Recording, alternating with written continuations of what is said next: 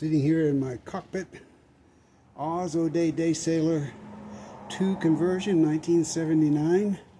Been at it for a while. This is the cabin I've added. I actually took the cabin and raised it 10 inches at the rear, cut it off and raised it, added a porthole. I've now added higher coamings. The cabin itself has a port side full berth and a footwell cut out down to the hull. I've yet to close in the bow where the bow eye comes through, but there's a 4-hatch for ventilation and of course 2 portholes. As you see, the handhold and beam here, this section with the handholds in it, substitutes for the compression post, so I took that out for space. I've got some storage right in here that allows me to carry a substantial amount of goodies.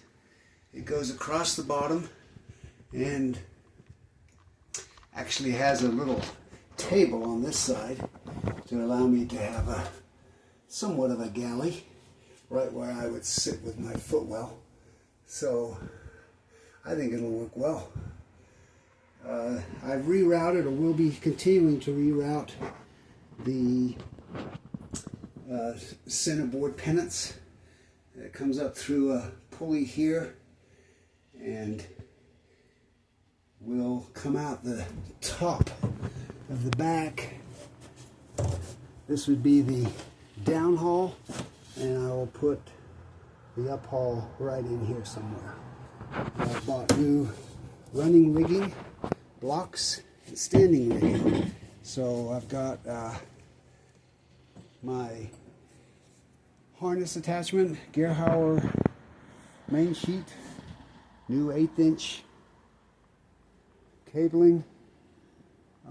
All my mast rivets are very healthy, so I'm comfortable with them.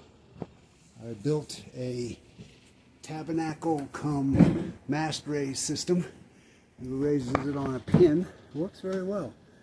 And used the base to mount the halyard blocks that will then feed back through the guides to my jam pleats. So I've got 4 of them because I got 3 halyards for the foresails, Genoa, spinnaker, and jib all dedicated, and the main. I've redone the spreaders. They are now a whole lot beefier and thicker than they were before. I'll be getting a companionway cover here in just a week or so. It'll be stitched up by a local boat shop, and that'll allow me, with the ventilation inside, to ride out a storm as they're doing at this very moment on the Texas 200. The cabin has a single seating position, which is over there, with the headroom up in that area for me, which is perfect. Portholes open sideways so they don't bang your head. I added handles for access to the foredeck. I've added raised gunnels at the front, which I'm still working on.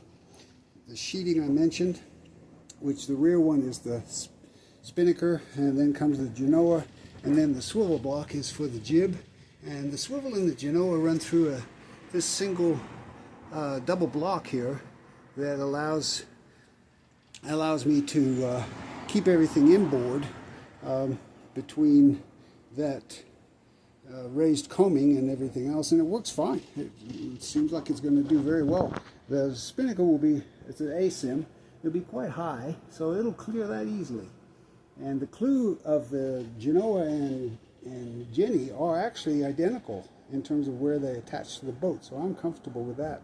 I've added a hiking seat outboard, worked on put foam in and covered it with 1/8" plywood, which I'm obviously still finishing, so it's just set up for display. But the bench seat the hiking seat is ever foam, 2.5 inches thick. I'll show you on this side. It's actually a pretty cool thing. It allows you to get outboard and be very comfortable while doing it. It's rather stiff Everfoam. I've got a softer Everfoam on the inside, which I will attach with Velcro this seat and can move it around a little bit in the boat, but that'll give me the comfort for my hips. Storage underneath, as you see, you've got in the bench seat several ports. I've got storage at the rear. I'm playing with where to mount my cup holders. I'll probably go right against the back there. This is removable here, and this is the porta potty holder. So I sail with the porta potty in place, dry. I don't carry waste, and it's fine. The rear pieces all remove, but for now you can see that they are in place, and they actually are pinned in place and easy to take out, quick to take out. But in event of capsize, that's removable, as are these wet storage. And I've allowed it so I can still get up inside by removing these and give myself access to the centerboard pin. Other than that, she's ready to go. I've got the rear set up with I like the starboard motor mount for the angle that the handle comes off of it, and then I've got the spot in the back here for my anchor. That's where I'll throw my anchor and rode. And I'm still in the process of raising the stern. It'll raise to about the height of that